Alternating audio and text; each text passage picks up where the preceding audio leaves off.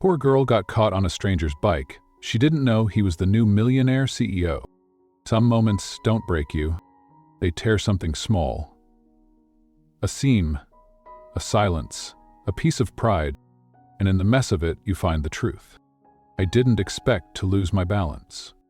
Didn't expect the wind to catch just right, or the world to tilt hard enough to steal my dignity. But life doesn't wait for permission. It crashes in with a smile, a rip, and the kind of man who sees you at your worst. And stays. The skirt that started it all. It wasn't the kind of morning that warns you it's about to unravel. The sky was decent, her coffee hadn't spilled, the heel of her thrifted boot had only wobbled once on the cracked Savannah pavement. Emily Carter, 27, assistant by title and survivor by temperament, was running precisely 7 minutes behind. Not bad, considering the bus had left her, again. She gripped the hem of her cream skirt with one hand and her tote with the other as the wind picked up, the kind that didn't play fair. It tugged at her like a bored child, lifting fabric and temper alike. She yanked the skirt down, muttered a curse under her breath, and quickened her pace.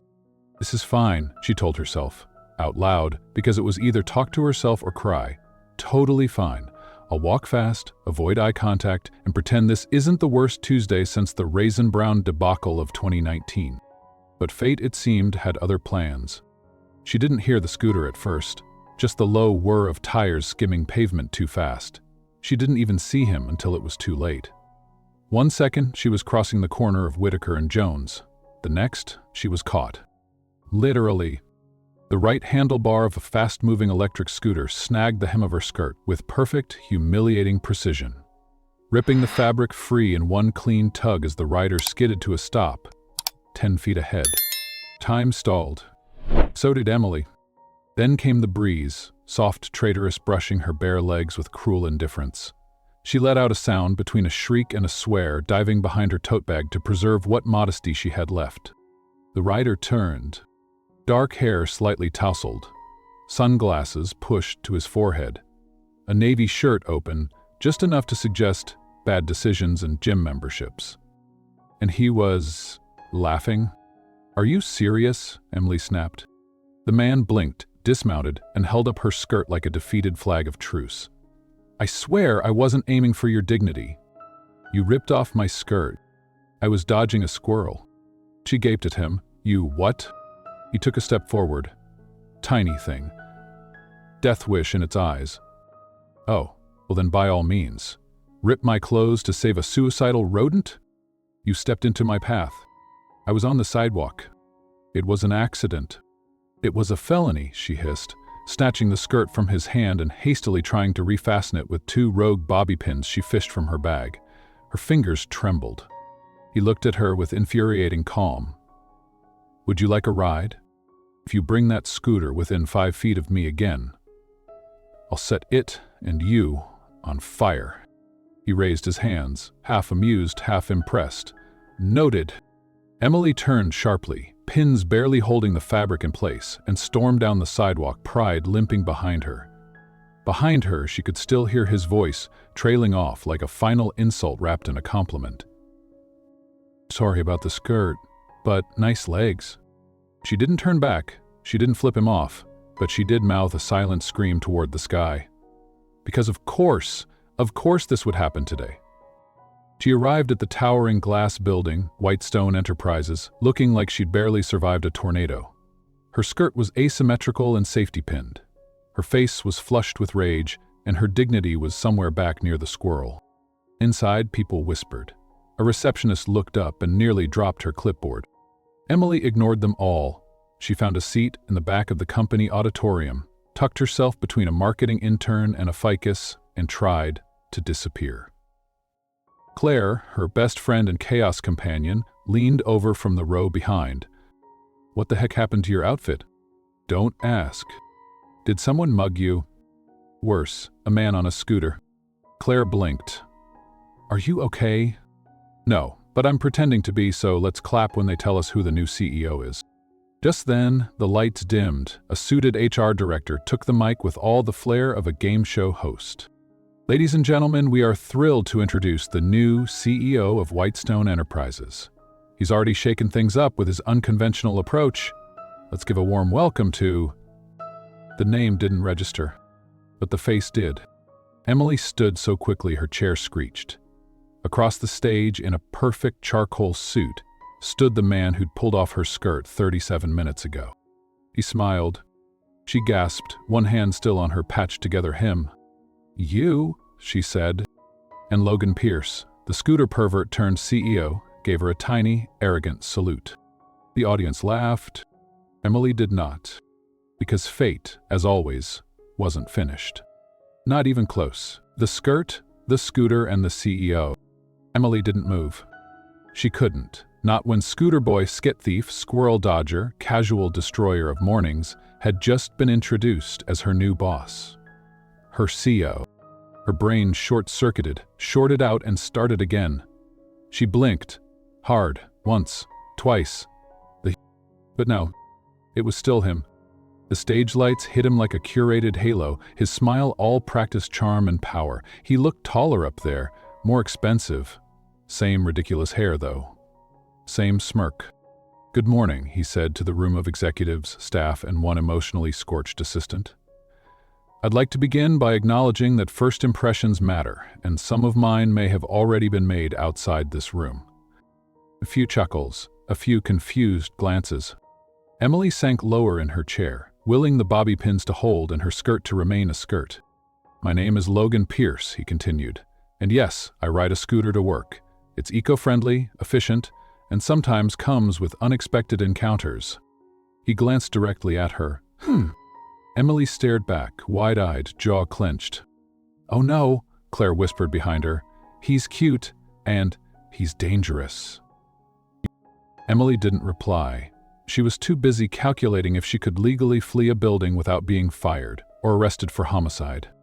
After the speech, full of bold mission statements and revolutionizing internal culture, the crowd rose to applaud. Emily did not. She slipped out the side exit, praying to avoid any further humiliation. She almost made it. But as she reached the elevator, the doors dinged open, and there he was. Logan, holding 2 coffees.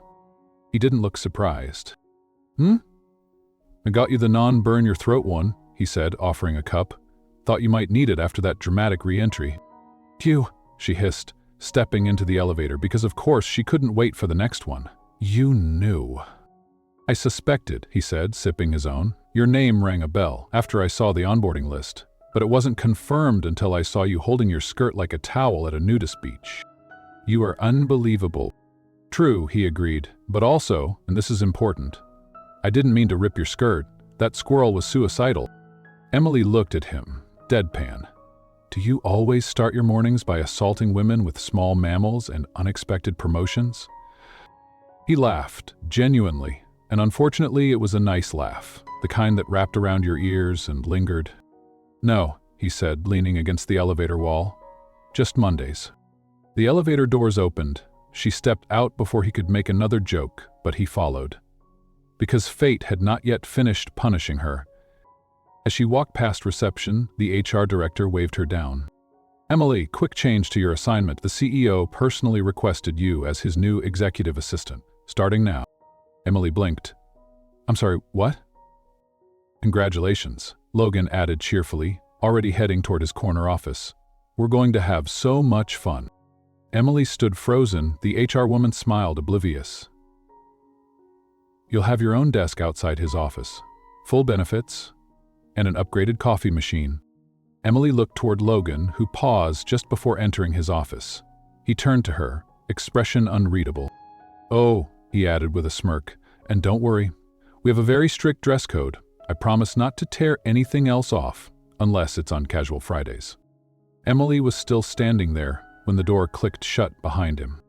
20 minutes later, she sat stiffly at her new desk, which smelled suspiciously of lemon-scented vengeance. Her inbox was already full, her dignity was not. Claire had texted 17 times in the last hour. "Did you throw your stapler at him yet? Can I call dibs on the wedding slideshow if this turns into enemies to lovers? Please tell me he's at least as annoying as he is attractive." Emily replied with one word, worse. Inside his office, Logan paced, dictated voice notes, and drank coffee like it was oxygen.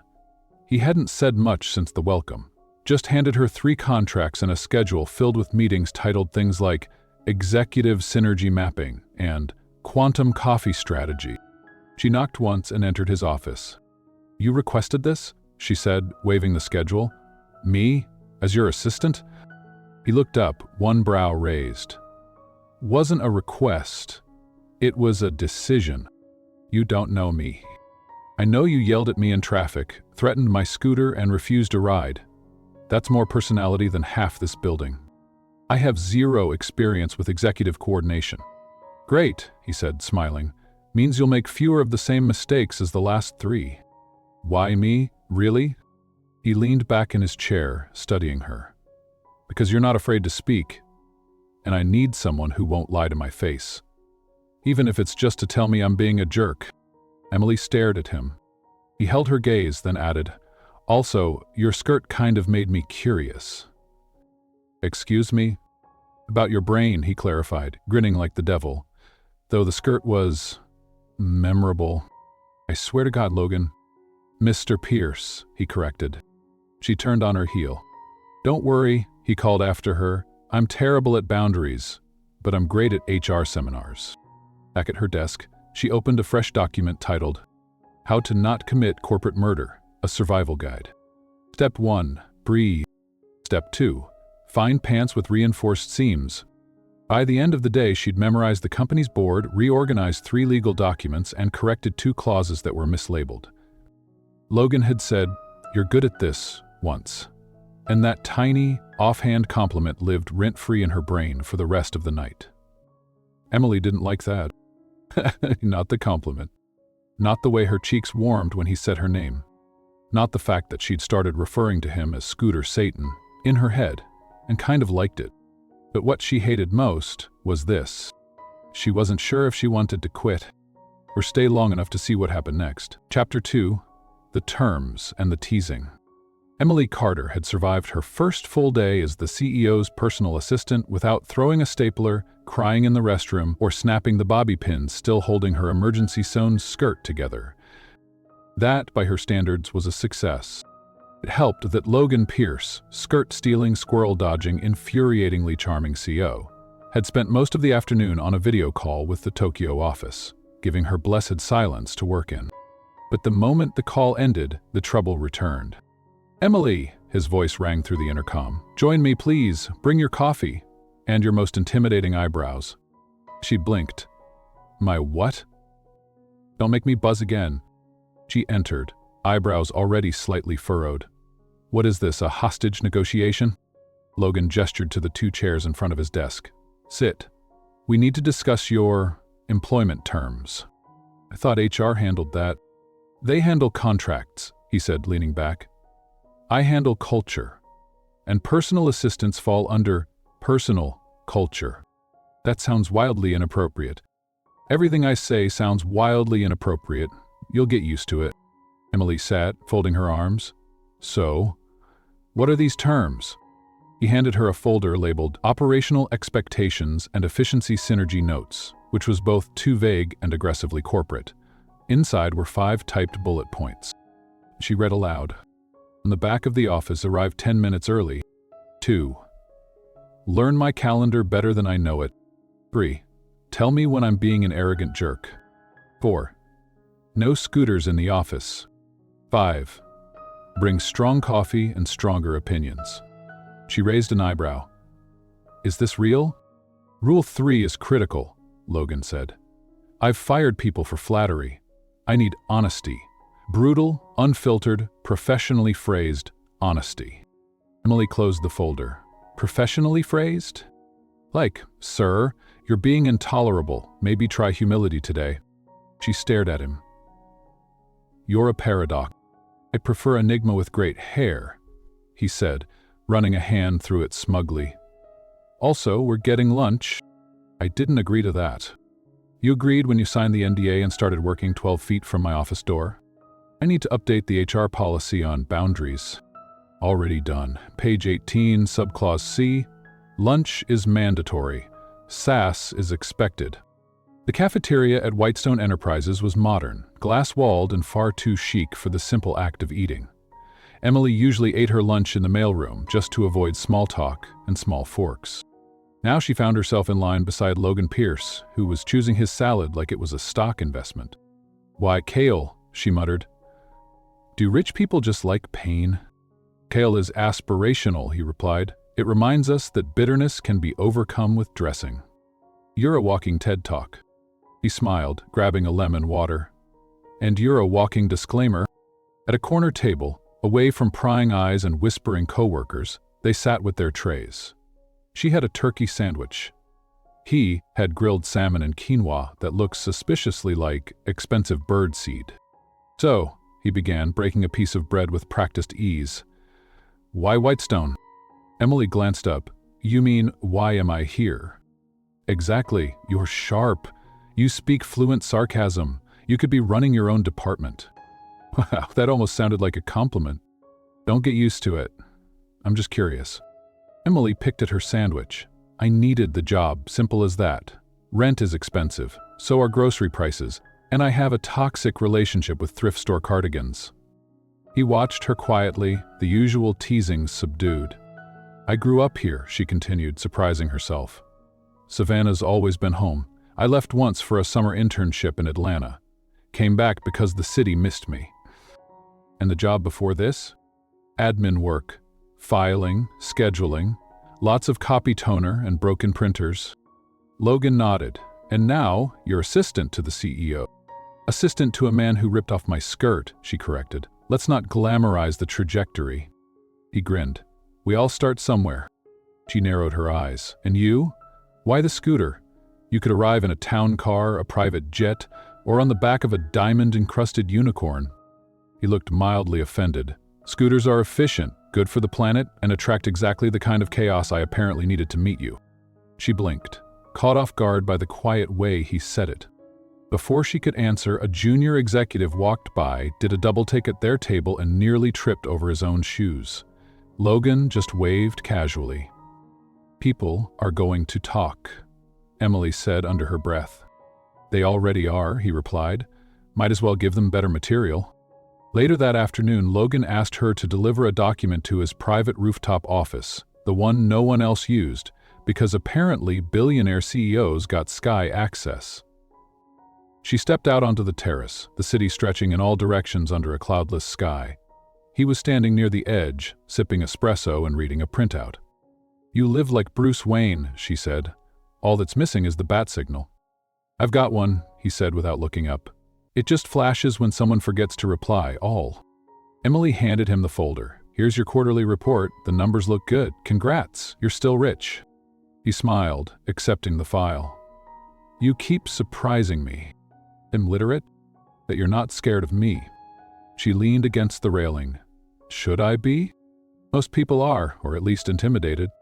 You're just a guy on a scooter with a very good tailor." He looked at her, really looked, and for a second the banter dropped. "Maybe you're what I need." She paused, heart thudding once in warning. "Don't," she said softly. "Don't make this complicated." "I'm not trying to." "But you will. You're you." He didn't deny it. They stood there a while, the wind tugging at her blouse, sunlight catching in his hair. It should have been romantic. It wasn't. It was something else. Dangerous. Bare. Unresolved. Emily turned to leave. "Hey," he said behind her. "Do you remember what I said that morning?" "You mean after you ripped off my skirt?" "No, after that. I said you had nice legs." She looked over her shoulder. "Yeah?" He smiled faintly. "I meant it, but I didn't mean just that." She didn't reply, because she wasn't ready, and because the wind had already started to rise again, the personal side of professional. Emily Carter had a rule: don't fall for bosses, or men in suits, or anyone who could ruin your life and schedule a meeting about it. But Logan Pierce made that rule shake. Not break, not yet. I'd never get used to this, tremble a little. It didn't help that he kept showing up in doorways with coffee and offhand compliments that sounded suspiciously like affection dressed as sarcasm. Like that morning, for example. She was in the elevator, scrolling through her notes for the Monday exec briefing, when he slipped in at the last second, coffee in one hand, 2 bagels in the other.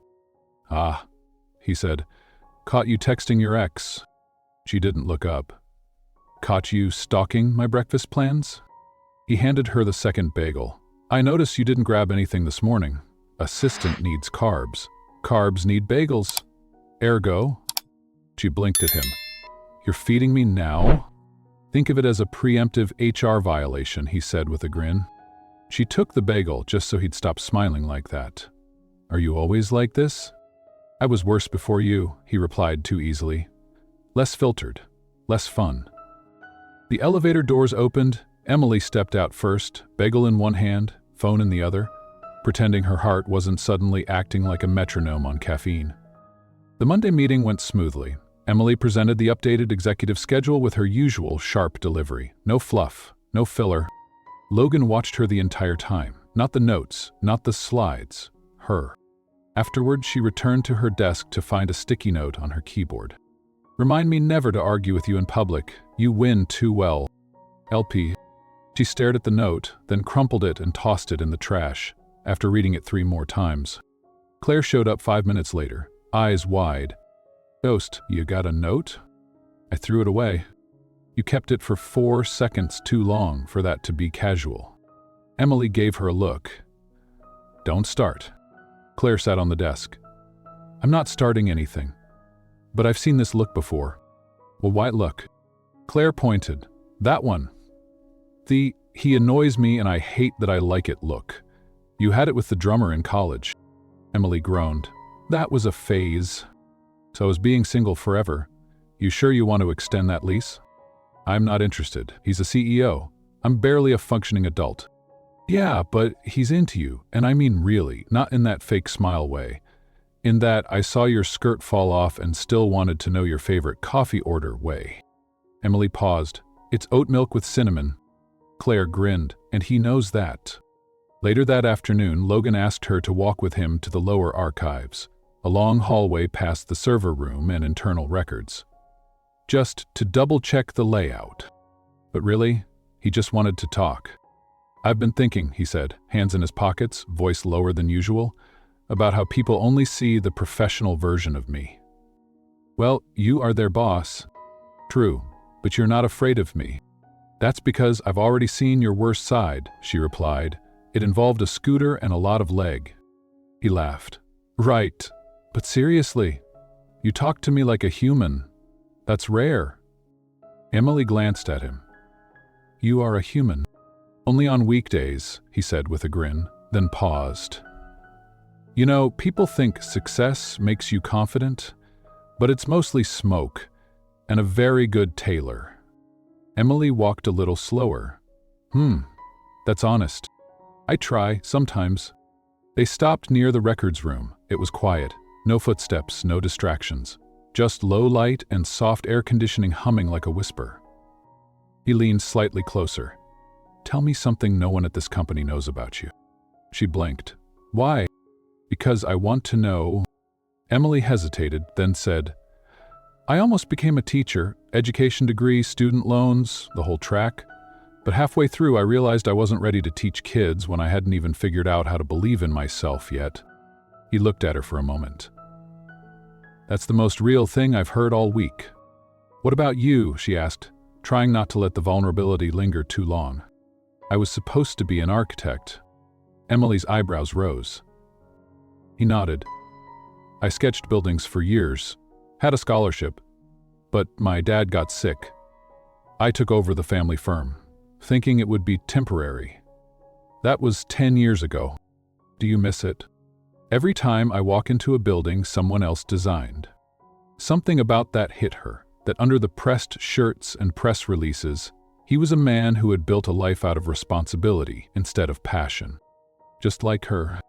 That evening, Emily left the office late. The city had cooled down, the sun low and peach-colored over the riverfront.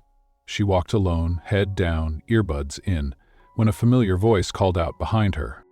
Need a ride? She turned. Logan stood beside his scooter, helmet under one arm, that signature grin still intact. I told you no more scooters. This one comes with reinforced fabric protection clauses. She sighed, stepping closer. And what if I said no? Then I walk you home? You don't know where I live. I'd follow from a polite distance. She raised an eyebrow. That's stalking. He smiled. That's interest. Emily hesitated, then walked past him, smirking. You can walk beside me, but no scooter. Fair enough, he said, falling into step beside her. They walked in silence at first, soft, shared, and strangely comforting, just footsteps and shadows and the city breathing around them. Finally, she spoke. This doesn't mean anything. I know. We're co-workers. Technically, you're impossible. And you're late for your next smile, he said. Come on, I'll race you to the corner. She laughed. Not the office kind. Not the polite kind. A real one. And as he took off jogging, ridiculous in his dress shoes and blazer, she realized she might just be in trouble. Because he was breaking down her rules? One step at a time. Chapter 4. The video that ruined everything. The invitation was gold-foiled, heavy, and hand-delivered by HR. Emily had stared at it for 2 days before opening it. You are cordially invited to the Whitestone Annual Gala, mandatory for executive staff. CEO's assistant, front row table. Claire squealed when she saw it. You have to wear black, no sparkle, confidence and death in one outfit. I'm not dressing to kill, Emily muttered. Claire leaned in. But you are attending as his date. I'm his assistant. Claire raised a brow. Assistant with matching coffee orders, inside jokes, and a secret rooftop connection? Emily didn't respond. Because deep down Claire was right. She wasn't just going to the gala. She was walking into something she didn't want to define. The night of the gala arrived with too much wind and too much perfume. Emily stood in the mirror adjusting the black dress Logan had sent a week before. Simple, elegant, and somehow perfect. She hadn't wanted to wear it. Had almost sent it back. But then she remembered the note folded inside the box. For the woman who survived me, a scooter, and corporate life, you deserve more than pins holding things together. Osa. So she wore it. And regretted it the moment she stepped into the ballroom and saw half the company staring like she was walking beside a comet. Logan stood near the front, tall, composed, charismatic in a charcoal suit. The moment his eyes met hers, something changed. He froze, just for a second, and then smiled like it was the only thing he knew how to do. You look, he began as she reached him. Say anything sappy and I'm leaving. He laughed, offering his arm. Right, professional admiration only. You still owe me a raise, she muttered. You still owe me a broken scooter. They took their seats. The night blurred, speeches, applause, fundraising, champagne flutes. All set against the soft thrum of string music and luxury. And for a while, it was perfect. Too perfect. Until she went to the garden. Just to breathe. Just for a moment. Claire found her there 5 minutes later, pale and holding her phone like it was poison. Millie? Emily didn't look up. Claire stepped closer. What happened? Emily turned the screen toward her. A shaky video was paused at the 10-second mark. Claire watched it play. Logan, in the garden, earlier that night? With Melissa, his ex. Their conversation was blurry, but the image was clear. She touched his arm, laughed softly, leaned in too close. And he smiled. Of course, he didn't pull away. Claire whispered, Where did this come from? A guy from marketing recorded it, Emily said flatly. He sent it to a friend, who sent it to someone else, and now it's going around. Claire's face hardened. Have you talked to Logan? Emily shook her head. What would I even say? Maybe he didn't mean anything. Maybe I was a placeholder, Emily whispered. A temporary distraction. Claire grabbed her hand. You don't believe that. I don't know what I believe. Logan found her 15 minutes later. She was back at the table, glass untouched, smile gone. He leaned in. You okay? She didn't look at him. I saw the video. The words landed like a stone. He blinked, straightened. Emily. You said she was your past. She is. You didn't look like that was over. I was being polite. She touched your arm. I didn't even notice. But she smiled. Logan's voice dropped. Emily, nothing happened, I swear. She finally looked at him. But you let me believe I was different. That I wasn't just another girl on your list. You are different. Then why did I see myself in her? He didn't answer. And that silence hurt more than the video. She stood. Thanks for the dress. Emily, don't. And just like that, the perfect night shattered.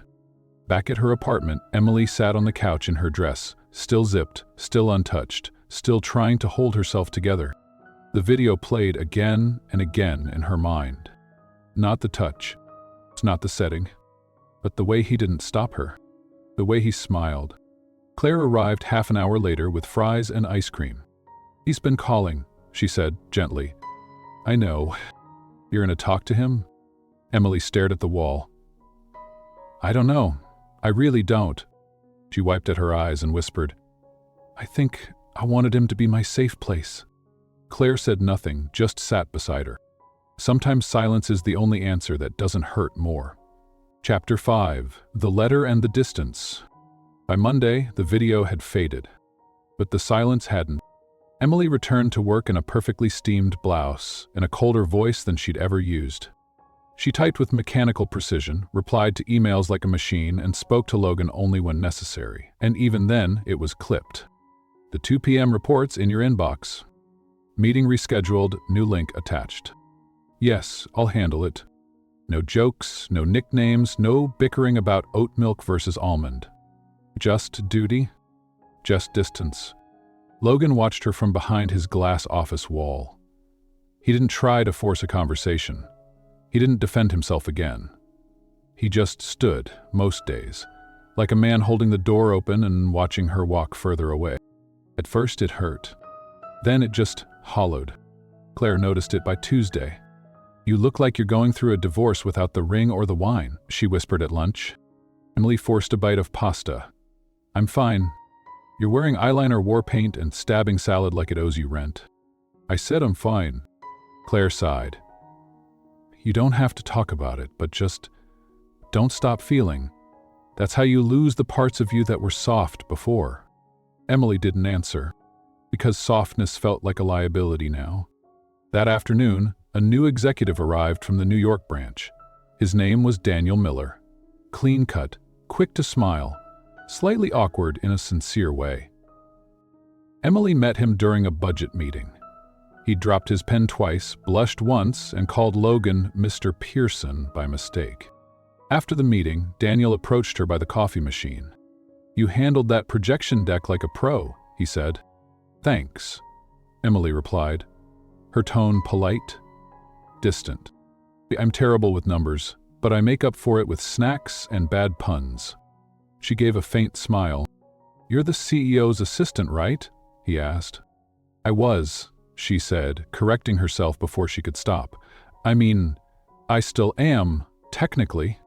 Daniel nodded slowly. That sounds complicated. It always is. That night, she found an envelope on her desk. No name, just clean handwriting, sharp corners. She opened it in the supply closet. Emily, I thought about texting, or calling, or saying something when you walked by me with eyes that no longer stopped to meet mine. But I realized this started falling apart the moment I stopped being honest. So this time, I'm doing it the hard way. I noticed you before the skirt, before the scooter. You were standing at the receptionist's desk on your first day. You looked lost, but your voice was steady. I remember thinking, that's someone who knows how to survive anything. When I saw you again, holding your skirt together with 2 bobby pins and 1,000 layers of pride, I knew I wanted to make you laugh. Instead, I made you doubt. Melissa isn't part of my life anymore, but I let her stand close when I should have stepped back. That's on me. And I hate that you saw it before I did. You don't owe me anything, but if you ever wonder whether I meant it, the late nights, the rooftop talks, the coffee with cinnamon, I did. I meant it all. Logan. Emily folded the letter slowly, heart clenching in unfamiliar shapes. She tucked it into her notebook. Didn't reply. Didn't cry. Didn't scream. Just sat. Because sometimes the pain isn't loud. It's just quiet enough to echo.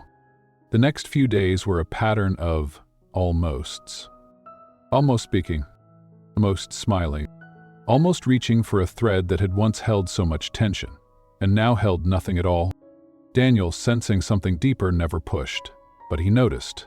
The way Emily lingered near windows. The way she sometimes stared at her screen like it was saying something she couldn't hear. Want to grab coffee after work? He asked gently on Thursday. Emily blinked, then nodded.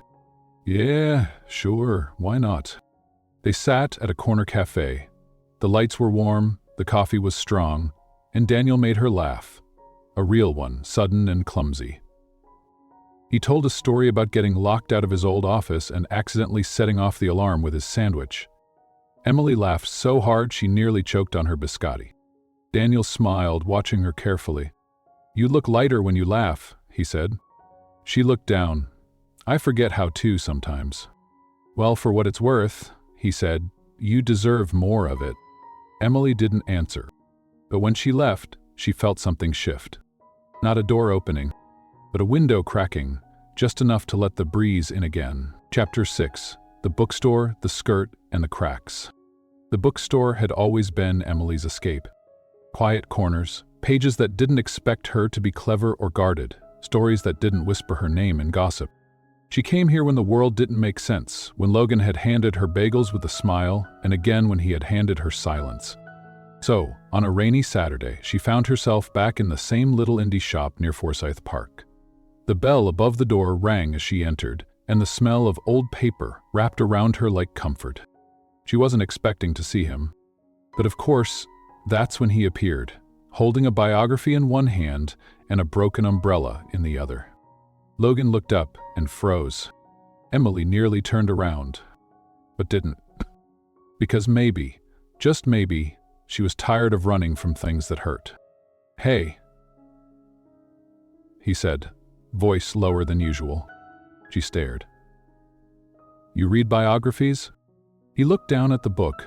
It's about a guy who built an empire and died of stress, so basically bedtime reading for CEOs. Emily raised an eyebrow. Didn't peg you for the tortured soul in a bookstore type. He half smiled. Didn't peg you for the woman who could silence an entire office just by walking through it. She didn't laugh. Not yet. But she didn't walk away either. The rain intensified outside, slamming against the windows like it had something to prove. Emily wandered to the fiction section. Logan followed at a polite distance, like a puppy that knew he wasn't allowed on the couch anymore. And then it happened. She reached for a book on the bottom shelf, bent slightly, and a sharp metallic edge from the bookshelf caught the hem of her new skirt. Emily froze. Logan looked up, eyes wide. You have got to be kidding me, she said, her voice flat. He blinked. Are you cursed? She turned slowly, the skirt flapping open like some tragic fashion metaphor. Do you carry scissors? Because I swear, you're the common denominator. Logan opened his mouth and then burst out laughing. Deep, real, helpless laughter. Emily glared. This isn't funny. But the sound of his laugh cracked something in her chest. It echoed off the high ceilings and echoed through the quiet spaces between her ribs. And then she laughed too. It started as a scoff, then a chuckle, and finally a full, shoulder-shaking laugh that brought tears to her eyes. I ripped another skirt, she gasped. In front of me, Logan said, wiping his eyes. In a bookstore, she added. With witnesses, he said, motioning to the two stunned customers at the register. She laughed harder. So did he. For a moment, the past didn't exist. There was no video, no silence, no broken coffee habits. Just this, two people in a bookstore, surrounded by tragedy and paperback romance, laughing like the world wasn't burning. When the laughter faded, Emily leaned against a shelf, catching her breath. Logan stepped forward, slowly, his expression softer now. Are you okay? He asked. She looked down at the torn hem, then up at him. I think so. Can I help? No scissors, she said, holding up a hand. I mean it. He grinned. No scissors, just, maybe, a ride home. No scooters involved. Emily paused. You still have that scooter? He looked sheepish, upgraded to one with a safety warning. She bit back a smile. Fine, she said, but we're walking. He nodded. Walking is good. They stepped out together into the rain, which had softened now into something gentler. And as they walked, slowly, awkwardly, almost shy, she felt something shift again. Not forgiveness. Not yet. The maybe. The first step toward it. Because even in the wreckage of everything they weren't anymore, there was still something undeniable between them. Something worth saving. Even if it started with another torn skirt, let's start over, on foot this time. They didn't call it a date. Logan had texted her 2 days after the bookstore incident, asking simply, walk with me? This time, no scooters. Just two people. Just air. And Emily hesitated. Because forgiveness wasn't a switch. But sometimes you walk forward not because you're ready, but because you're tired of standing still. She replied. Meet me by the fountain at Forsyth. Saturday. The park was alive with early spring. Children chased pigeons. A jazz trio played under the shade of an oak. Vendors lined the path with little white tents full of handmade soap and lemon-glazed pastries. Emily arrived 5 minutes early. Logan was already there. No suit, no scooter. Just a gray t-shirt and jeans, hair wind-tussled, hands in pockets. He looked normal, which was disarming. You came, he said. I told you I would. You look good. She raised an eyebrow. We agreed, no flattery. I said nothing about agreement, just observation. She exhaled slowly. Let's walk. They didn't hold hands. They didn't brush arms. Just walked. In silence at first, their steps sinking in an unconscious rhythm, like two people relearning the space between them. So, Logan finally said, how's your skirt holding up? Emily gave him a side glance. If it rips again, I'm sending you the bill.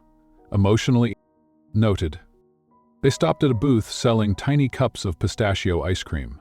Logan paid without asking, handed her one, and said, you used to scrunch your nose at pistachio in the break room. I grew, she replied. Trauma does that.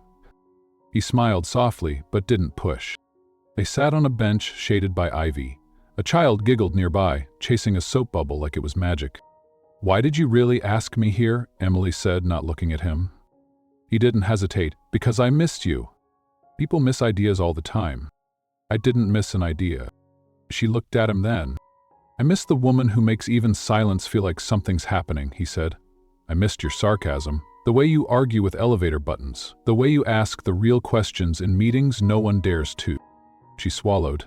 And yet, you let me walk away. I didn't want to force you to stay. Sometimes not fighting for someone hurts more than losing them. That hung between them, raw, heavy, true. Logan leaned forward, elbows on his knees. I messed up. I let my past stand too close to my present. I should have made it clear to Melissa, to everyone, that I was already somewhere else. With someone else. With you. Emily was quiet. Then, words are easy. Logan nodded. That's why I'm not asking for forgiveness. She tilted her head. Then, what are you asking for? A chance, he said. Not to be who I was, but to try. Slow, steady, awkwardly. To be someone worth walking beside again. She looked down at her hands, the soft green of her nails chipped on the edges. No more coffee jokes, she said. He smiled. No more unsolicited dresses, even if they're perfect? She paused. Maybe just let me pick the color next time. Done. She finally looked up, eyes softer now. Let's walk. The afternoon stretched warm and long. They visited the local honey stand, watched a boy play jazz on a saxophone too big for his shoulders, and shared a soft pretzel without discussing what that meant. As they passed a Ferris wheel near the edge of the park, a temporary installation for the fair, Logan stopped. Downright, he said, for nostalgia, for chaos. Emily hesitated, then nodded. They boarded. The city unfolded beneath them. Rooftops, trees, church spires, lives in motion. And in the middle of it all, their cabin rocked gently, suspended in the softest kind of stillness. "You know," Logan said, "that first day when you screamed at me on the street, I thought, that's it. That's my karma." Emily laughed. "It was. But I'm glad it was you." She looked at him, unsure what to say. He didn't fill the silence. Just let it sit, sweet and unhurried. And as the Ferris wheel rotated, neither of them realized they were sitting closer than before, knees nearly touching. When they reached the ground, Emily turned to him. "This isn't a fix." "I know, but it's something." He nodded. She hesitated, then held out her hand. "Come on. I'll walk you to the edge of the chaos." He took it, not like he was claiming her, but like he was grateful for the chance to walk beside her again. Fingers loose, but held just enough. Chapter 8. A seat at my table. Emily hadn't invited anyone into her apartment in over a year. It was small, 2 rooms, one window that only opened halfway, a kitchen table with mismatched chairs, and a couch that creaked every time someone breathed. But when Logan asked if he could walk her home after the park, she didn't say no. She said, "Only if you don't judge my carpet." He smiled. "I once slept in a bathtub in Prague during a merger. I can handle weird flooring." Claire was already there when they walked in, barefoot and cooking. "Your key still works, I see," Emily muttered, tossing her bag onto the chair that always tilted left. "You're lucky I'm your emergency contact," Claire replied. "And I brought a guest too." From behind the couch, a small head peeked up. "Owen," Claire said proudly, "my nephew, 7 years old, loves dinosaurs, hates peas." Owen gave a shy wave, then noticed Logan. "Are you the scooter man?" Emily choked on air. Logan grinned. "Guilty." "Cool," Owen said. "Did you crash into Aunt Em?" "Just her fashion sense." Owen giggled. Emily rolled her eyes and headed to the kitchen. "Make yourself at home," she called behind her. She didn't expect Logan to follow. But he did, calmly, like he'd walked into her space 100 times before. She pulled 2 plates from the cupboard, cracked from years of rinse and repeat, and set them gently on the counter. "You didn't have to come in." "I know. But you did. I wanted to see where you laughed when no one was watching." Emily stopped. "That's a dangerous thing to say." "True," Logan said, picking up a towel and drying dishes beside her. "But it's more dangerous not to say it." They worked quietly. It wasn't smooth. He bumped her elbow. She dropped a fork. The faucet sprayed them both at one point, but no one apologized. It was nice. Not grand. Not flawless. Just nice. Dinner was simple: lemon pasta, roasted vegetables, and ice cream sandwiches that melted too fast. Owen talked the most, asking Logan questions like, "Do you have a secret base? How much money do CEOs make? If you married Aunt Em, would I get to come to work with you?" Logan took every question seriously. "Yes, no, and only if you signed the NDA." Claire watched it all like a hawk, with a wine glass, eyes narrowed but mouth smiling. After dessert, Owen crashed on the couch, face first into a pillow, TV still playing low in the background. Emily was washing the ice cream wrappers off the plates when Claire came up behind her. "He's good," Claire whispered. "He's present," Emily replied. "That's new." Emily nodded. "You trust him?" Claire asked carefully. Emily looked down at the plate in her hands, then out at Logan, who was gently putting a blanket over Owen without being asked. "I think I'm starting to." Claire squeezed her arm. "Then let him sit at your table." Later, after Claire left and Owen was snoring softly, Logan lingered in the kitchen while Emily wiped the counter with a threadbare towel. "This was real," he said quietly. She nodded. "You're different outside the office. Is the current events of our day?" "No. Are you better or worse?" Emily smirked. "Messier, more human." He leaned against the fridge. "I think I like being human around you." Sounds dangerously romantic. Maybe it is. They stood there in that cramped kitchen, lights low, air warm, silence not awkward for once. "I don't know where this is going," she admitted. "I don't need a destination," he replied. "Just the next step." Emily looked down at her bare feet on the old tile floor, then back up at him. Then next time, she said softly, "You bring the coffee. With cinnamon?" She smiled. Obviously, he nodded and left, without asking for anything more. Because sometimes, love isn't built with grand gestures. Sometimes, it begins at a table where everyone brings something imperfect and stays anyway. Chapter 9. When the coffee goes cold. They didn't fight. They didn't yell. No door slamming, no teary breakdowns.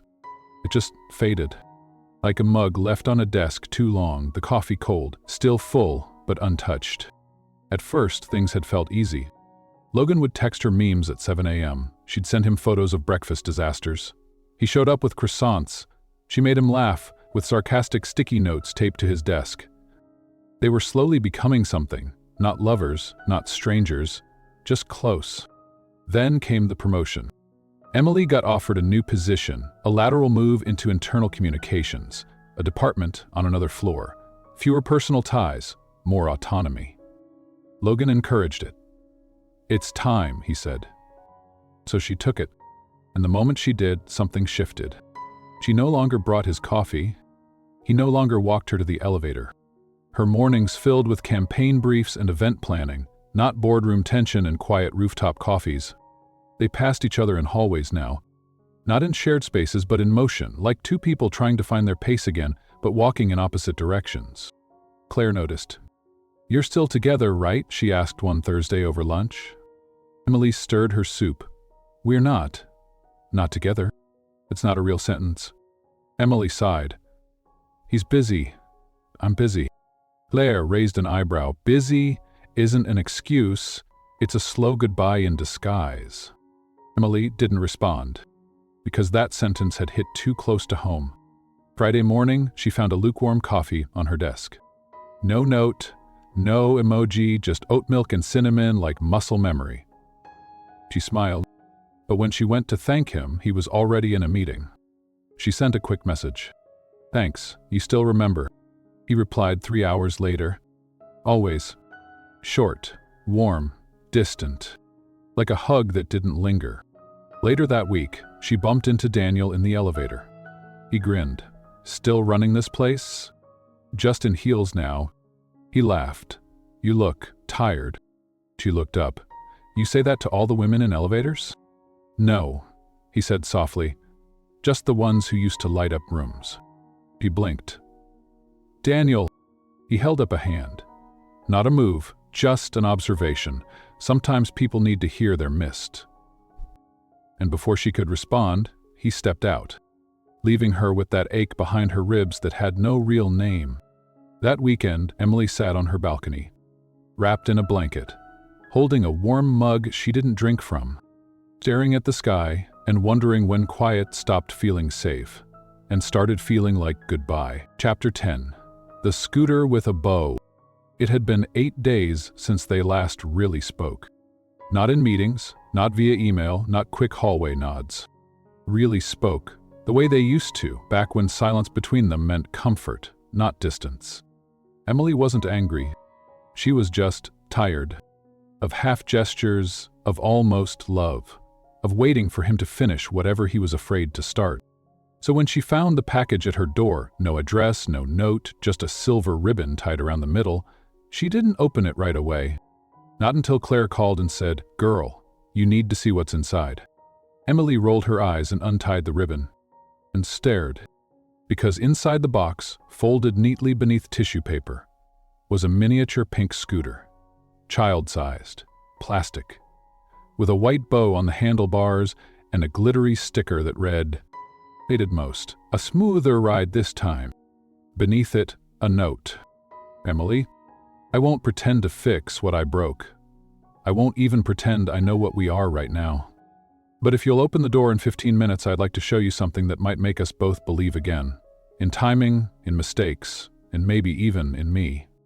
Logan. He didn't show up in a car. He didn't dress up. He walked, carrying something behind his back. And when she opened the door, standing barefoot in an old hoodie, her heart racing for reasons she didn't want to name, he revealed it. A real scooter.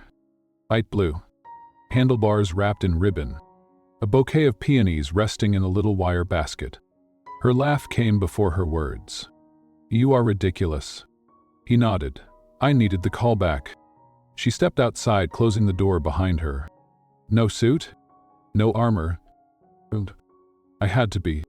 They stood in silence for a moment, the neighborhood quiet around them, porch lights blinking on, crickets humming somewhere between the trees. Then Logan reached into the scooter basket again. This time not for flowers, but for a small velvet box. Emily's breath caught. "No," she whispered, "not like this." "Exactly like this," he said gently. Because our story didn't start with candlelight and piano music. It started with chaos, with torn seams, with laughter between strangers. She swallowed. "You're serious? I've never been more." He opened the box. Inside was a ring, simple, elegant, and resting beside a tiny silver wrench. "I want to build something with you," he said. "Not buy it, not script it, just us. The mess, the morning coffee, the meetings where we don't make eye contact because we're fighting but still care." He held it out. "And if that means starting over with a scooter and a toolbox, I'm all in." Emily didn't say anything. Not at first. She just reached out and touched the ring, then the wrench, then his face, then her own heart, and finally, his hand. "Okay," she whispered, "but no more skirt incidents." He laughed, slipping the ring onto her finger. "Only tailored love stories from now on." They didn't kiss right away. They just stood there, hands wrapped around the wreckage and wonder of everything they had been, and everything they were finally brave enough to become. The pink scooter sits in the corner of their shared apartment now, not as a joke, not even as a memory, but as proof that some beginnings don't make sense until they become stories worth retelling. Emily Carter no longer rushes down sidewalks gripping her skirt like it's armor. She still rolls her eyes when Logan gets overly philosophical about coffee, still argues about oat milk versus almond, still keeps a sewing kit in her desk drawer, just in case fate decides to mess with her again. But she also keeps something else now, a ring on her finger, a piece in her chest, a man who sees her not as a mistake that walked into his path, but as the reason he changed his route. They didn't get married in a castle. There were no orchestras or 10-layer cakes. Just Claire officiating on a windy rooftop, Owen as the world's most chaotic ring-bearer, and a room full of people who'd watch two stubborn, sarcastic souls fight their way into the kind of love that doesn't ask for perfect. Just real. Emily wore a white dress she chose herself. Logan read his vows from a wrinkled napkin. They forgot to order chairs. The bouquet fell apart halfway down the aisle, and it was perfect. Not because everything went right, but because this time, when her skirt caught on the wind, he caught her, without laughing, without letting go. Sometimes love doesn't come with a warning. Sometimes it arrives like a runaway scooter and tears something open, your dignity, your certainty, your fear. And sometimes that's the only way your heart learns how to be seen. Because the kind of love that lasts isn't born in candlelight or perfection. It's found in the mess, in the silence, in the laughter after the second skirt rips, and neither of you runs. Have you ever had a moment that changed everything? One torn seam, one wrong turn, one person who saw you, really saw you, even in your worst? We want to hear your story, because maybe your chaos was someone else's beginning. Tell us below, not for views, not for likes. Just because some love stories deserve to be shared. Even the messy ones. Especially the messy ones.